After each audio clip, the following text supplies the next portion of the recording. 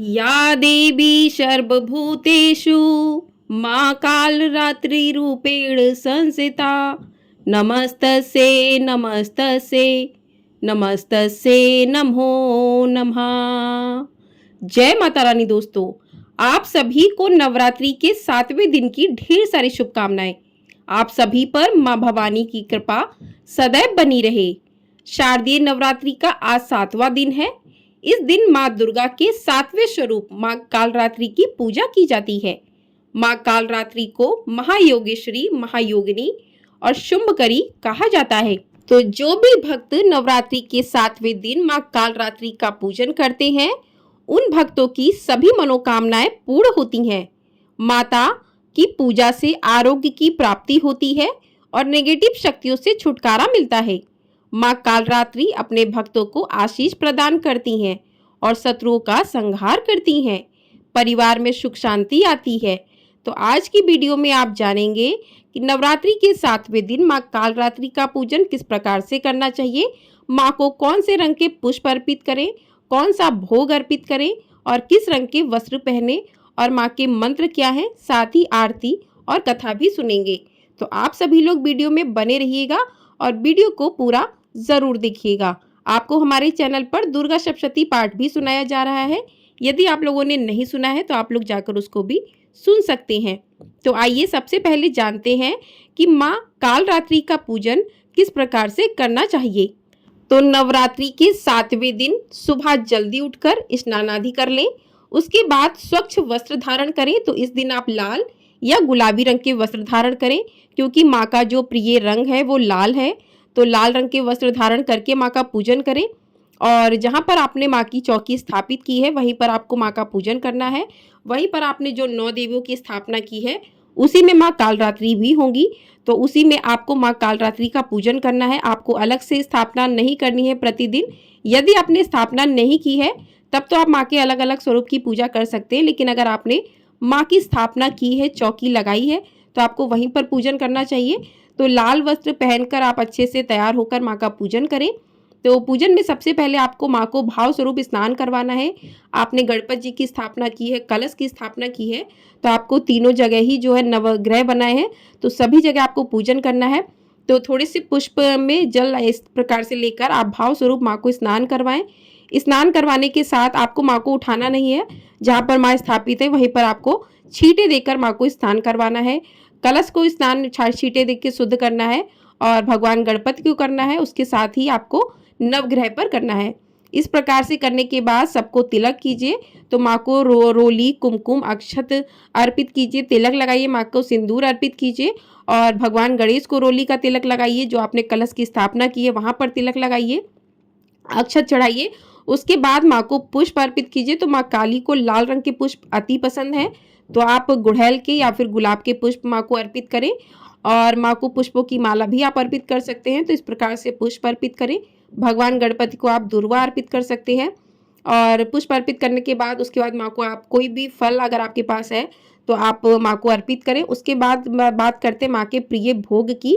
तो माँ को गुड़ जो है बहुत अधिक पसंद है, तो गुड़ से बनी चीज़ों का माँ को भोग अर्पित करें। आप गुड़ से हलवा बनवा सकते हैं, गुड़ की खीर बना सकते हैं। गुड़ माँ को अर्पित करनी है क्योंकि माँ को गुड़ अति पसंद है। तो गुड़ का माँ को भोग लगाएं। इस प्रकार से माँ को भोग अर्पित करें, पुष्प अर्पित करें, धूप दीप नैवेद्य जलाएं और इस प्रकार से आप पूजा करें। और पूजा करते समय आपको माँ के स्वरूप को ध्यान में रखना है। तो आइए जानते हैं माँ का स्वरूप कैसा है। तो माँ कालरात्रि का शरीर काला है, माँ के बाल लंबे और बिखरे हुए हैं, माता के गले में माला बिजली की तरह चमकती रहती है। माता कालरात्रि के 4 हाथ है। माँ के एक हाथ में खड्ग, एक में लौह शस्त्र, एक हाथ में वर मुद्रा और अभय मुद्रा होती है। माँ कालरात्रि की पूजा अर्चना करने से अकाल मृत्यु का भय भी नहीं रहता है। तो इस प्रकार से माँ के स्वरूप को आप ध्यान करते हुए माँ का पूजन करें और माँ का पूजन करें। उसके बाद आप जो भी माँ को भोग अर्पित करते हैं उसके बाद माँ को दो लौंग और एक इलायची जो है पान के पत्ते पर रखकर आपको जरूर अर्पित करनी चाहिए। तो इस प्रकार से माँ का पूजन हो जाता है। पूजन के बाद आपको माँ की कथा को सुनना चाहिए और इसके लिए आपको थोड़े से हाथ में पुष्प ले लें और माँ की जो है कथा को सुने। तो चलिए माँ की कथा प्रारंभ करते हैं। तीनों लोकों में राक्षस शुंभ निशुंभ और रक्तबीज ने हाहाकार मचा रखा था। सभी देवता चिंतित थे। सभी देवी देवता मिलकर भगवान शंकर के पास गए और रक्षा की प्रार्थना की। तब महादेव ने माता पार्वती से असुरों का अंत कर अपने भक्तों की रक्षा करने को कहा। इसके बाद माता पार्वती ने दुर्गा का रूप धारण किया और शुंभ निशुंभ का वध कर दिया। माता के सामने असली चुनौती राक्षस रक्तबीज ने पेश की। जैसे ही मां दुर्गा रक्तबीज को मारती और उसका खून धरती पर गिरता, उससे लाखों रक्तबीज पैदा हो जाते। इससे माता क्रोधित हो गई और उनका वर्ण श्यामल हो गया। इसी स्वरूप से मां कालरात्रि का प्राकट्य हुआ। मां कालरात्रि ने रक्तबीज का वध करती और उसके शरीर से निकलने वाले रक्त को धरती पर गिरने से पहले ही पी जाती थीं। इस तरह से माता ने सभी राक्षसों का वध किया और धरती की रक्षा की। बोलिए मां कालरात्रि की जय। तो इस प्रकार से मां ने अपने भक्तों की रक्षा की राक्षसों का वध करके, जिस कारण मां का शरीर श्यामल हो गया और मां कालरात्रि बनी। तो इस प्रकार से कथा सुनने के बाद आप मां के मंत्रों का जाप कर सकते हैं। आप दुर्गा सप्तशती के पाठ कर सकते हैं। आप दुर्गा चालीसा कर सकते हैं। और अब जान लेते हैं मां के प्रिय मंत्र कौन से हैं। तो मां कालरात्रि का आराधना मंत्र है ओम जयंती मंगला काली भद्रकाली कपालिनी दुर्गा क्षमा शिवा धात्री स्वाहा स्वधा नमोस्तुते। तो इस मंत्र का आप जाप कर सकते हैं। साथ ही आप मां का एक और मंत्र है ओम ऐं ह्रीं क्लीं चामुंडय भिक्षय ओम कालरात्रि देव्यै नमः। इस मंत्र का आप जाप कर सकते हैं मां की पूजा करते समय।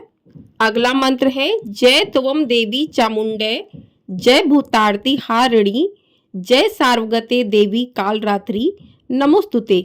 इस मंत्र का आप जाप कर सकते हैं। और इस प्रकार से मां के मंत्रों का जाप करने के बाद आप मां की आरती करें। तो चलिए मां की आरती शुरू करते हैं।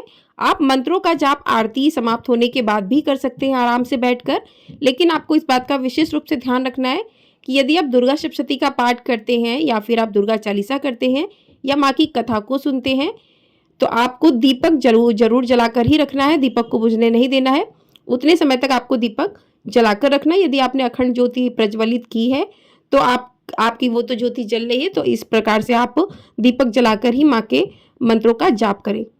अब करते हैं मां कालरात्रि की आरती।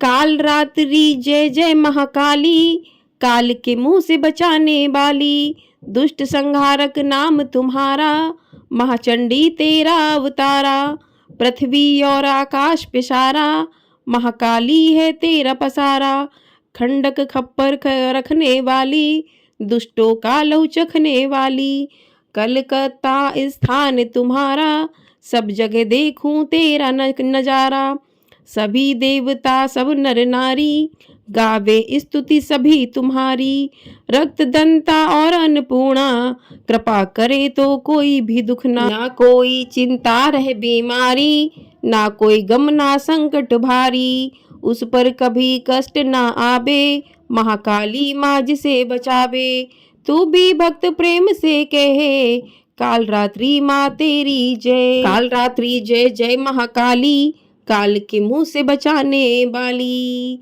बोलिए माँ कालरात्रि की जय। तो इस प्रकार से माँ की आरती संपन्न हुई और अंत में माँ से क्षमा प्रार्थना करें कि पूजा में यदि आपसे कोई भूल चूक हो गई है तो हे माँ कालरात्रि उसे क्षमा करें। तो इस प्रकार से आपका शुभ है और इसी प्रकार से आपको शाम का पूजन करना है। शाम को बस आपको माँ को स्नान नहीं करवाना है। यदि आप मंत्रों का जाप सुबह के समय नहीं कर पाते तो शाम के समय आप इन मंत्रों का जाप कर सकते हैं। तो इस प्रकार से आपकी पूजा पूर्ण होती है। आपको ये वीडियो पसंद आई हो, वीडियो को लाइक शेयर, चैनल को सब्सक्राइब जरूर कर दीजिएगा। आपको हमारे चैनल पर दुर्गा सप्तशती पाठ भी सुनाया जा रहा है। यदि आपने नहीं सुना है तो आप लोग जाकर उसे भी सुन सकते हैं। जय माता दी, जय माँ कालरात्रि।